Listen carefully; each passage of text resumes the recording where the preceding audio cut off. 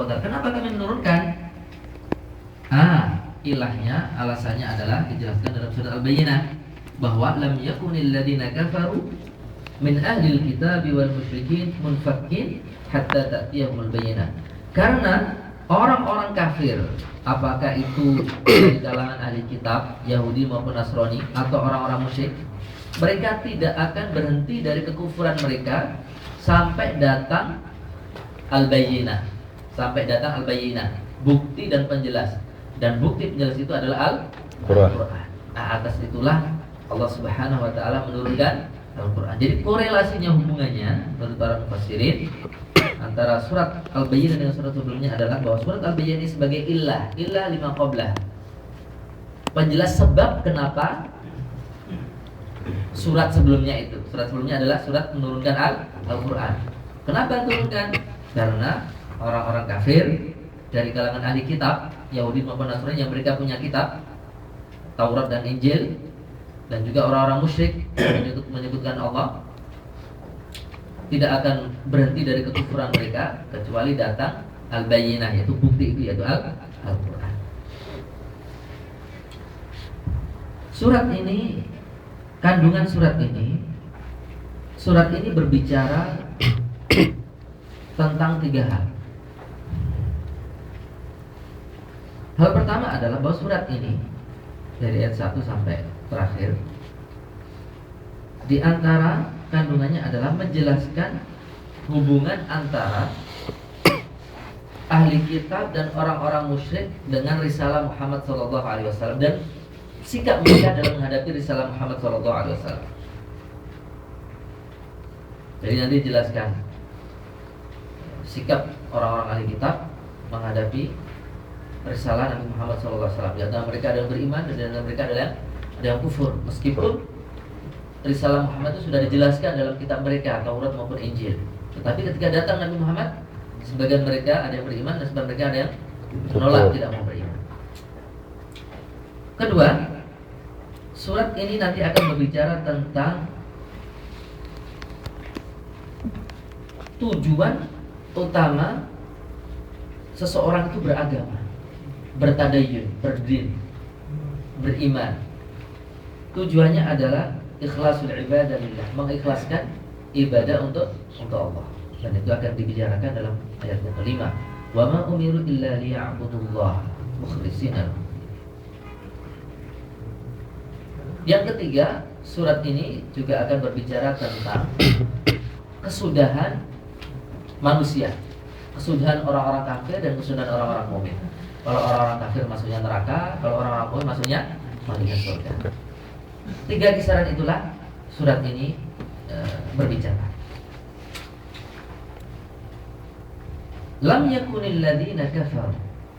Lam yakun, tidaklah ada, alladzina kafaru, orang-orang kafir itu, min ahlil kitab, dari golongan ahli kitab Yahudi maupun Nasrani, wal musyrikin, dan orang-orang musyrik itu munfakin, berhenti dari kekufuran mereka, berhenti dari menjadi orang-orang kafir, hatta ta'tiyahumul bayyinah. Jadi mereka tidak akan berhenti dari kekufuran sampai datang hatta ta'tiyahum, sampai datang kepada mereka al-bayyinatu, penjelas atau bukti.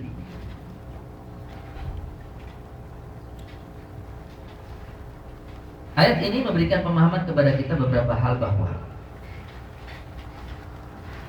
risalah Nabi Muhammad SAW yang tertuang dalam Al-Quran yang diturunkan, yang dinamakan dengan Al-Bayyinah, penjelas itu, adalah risalah yang sifatnya universal.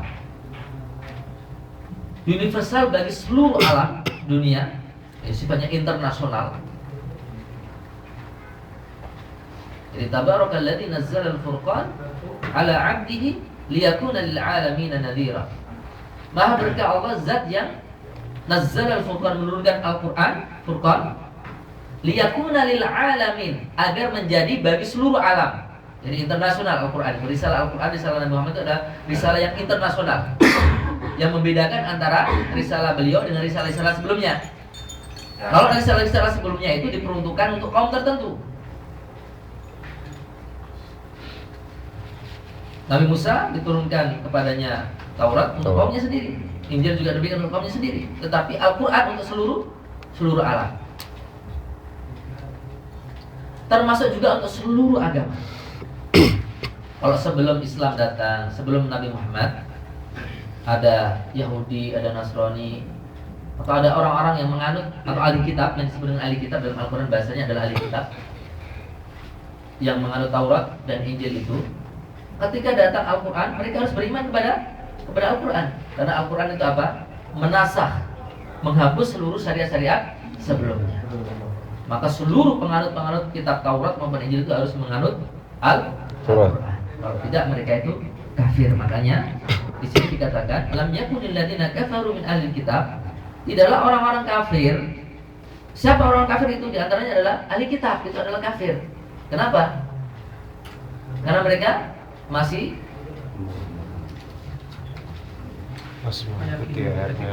meyakini dan menganut Taurat dan Injil meskipun telah datang Al-Quran. Wal musyrikin, dan orang-orang musyrik. Jadi orang-orang kafir itu ada dua macam, ahli kitab atau musyrik dalam ayat yang pertama ini. Jadi tidaklah orang-orang kafir itu, siapa mereka? Baik dari golongan orang-orang, yaitu dari golongan orang-orang ahli kitab dan orang-orang musyrik. Jadi ahli kitab dan musyrik itu sama-sama kafir. Karena kata-kata ahli kitab, min ahli kitab wal musyrikin, min di sini adalah min lil bayan. Min yang fungsinya untuk menjelaskan sebelumnya. Tidaklah orang-orang kafir. Siapa orang kafir itu? Dijelaskan. Orang kafir di situ yang dimaksud di sini adalah ahli kitab dan musyrikin. Ahli kitab Yahudi dan Nasrani dan orang-orang musyrik. Jadi sama-sama kafir. Ahli kitab dan musyrik itu sama-sama kafir. Makanya ada kaidah mengatakan al-kufru millatun wahidah. Kekufuran itu adalah satu agama. Agamanya orang Yahudi, agamanya orang Nasrani, agamanya orang Muslim sama satu, yaitu apa? Kekufuran. Agamanya mereka sama. Nah, selain Islam adalah kufur. Mau namanya ahli kitab, mau namanya musyrik, nah semuanya adalah kufur. Mau namanya majusi, mau namanya Konghucu, maunya apa aja, yang penting selain Islam adalah kufur, kafir. Berdasarkan ayat ini berarti Allah mengatakan lam yakunil ladzina kafaru min ahlil kitab wal musyrikin. Tidaklah orang-orang kafir dari golongan ahli kitab dan musyrik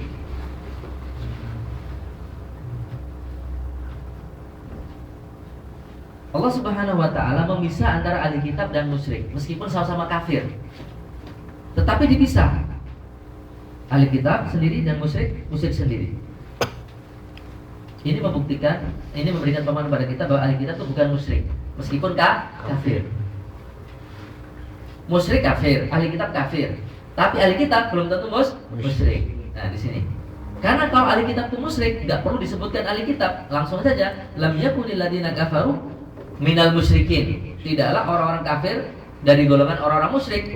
Cukup satu aja, karena ahli kitab masuk musyrik, tidak perlu disebutkan sendiri. Tapi karena disebutkan sendiri berarti ahli kitab bukan musyrik. Apa pelajaran yang bisa kita ambil dari sini? Berarti ini menguatkan pendapat bahwa orang-orang Yahudi dan Nasrani itu tidak musyrik. Berarti sembelian mereka halal kalau kita mengkaji fikih. Sembelian yang haram itu adalah sembeliannya orang-orang musyrik. Kalau ahli kitab dalam surat Al-Maidah itu dikatakan wa tu'amuhum hilul lakum, dan makanan mereka, sembelian mereka orang-orang ahli kitab Yahudi dan Nasrani itu halal bagi kalian. Jadi kalau orang-orang Yahudi dan Nasrani menyembelih hewan sesuai dengan syariat mereka, itu halal dimakan oleh orang Islam. Karena di sini dikatakan ahli kitab itu bukan musyrik. Buktinya dipisah oleh Allah di sini. Meskipun sebagian ulama mengatakan ahli kitab sekarang itu adalah musyrik. Dalilnya adalah karena orang-orang Nasrani sudah menyekutukan Allah. Menyekutukan dengan apa? Tuhan Bapa, Tuhan Anak, itu kan menyekutukan. Orang menyekutukan dinamakan musyrik. Berarti sembelian orang Nasrani berdasarkan ini tidak halal, haram. Yahudi musyrik juga karena mengatakan waqalatil yahud Uzair bin Allah. Orang-orang Yahudi mengatakan Uzair itu anak Allah, berarti menyekutukan Allah, mengatakan Allah punya anak. Berarti berdasarkan ini sembelian orang Yahudi juga tidak halal. Yang jelas terjadi dua pendapat yang sangat keras dalam masalah ini. Meskipun saya pribadi lebih cenderung kepada pendapat bahwa ahli kitab sembilan mereka tetap halal. Karena jelas dalam Al-Maidah itu wa ta'amuhum hilul lakum, dan makanan mereka itu adalah halal bagi kalian. Dan menikahi wal musnatu minal mu'minat wal musnatu minal ladina utul kitab, termasuk menikahi wanita ahli kitab juga halal, boleh. Menikahi wanita Yahudi dan Nasrani boleh. Tapi tidak boleh sebaliknya.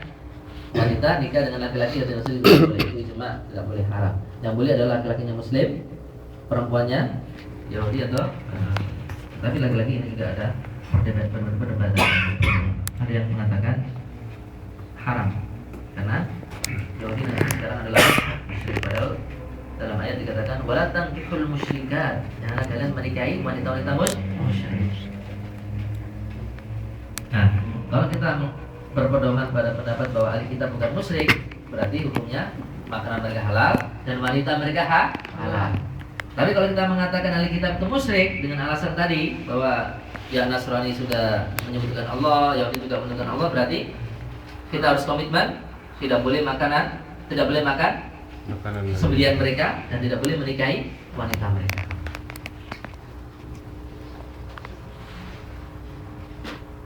Ayat ini juga memberikan pemahaman kepada kita bahwa Islam itu datang dengan membawa keberuntungan. Karena kalau bukan datangnya Al-Qur'an, orang kitab kemudian tidak akan beriman.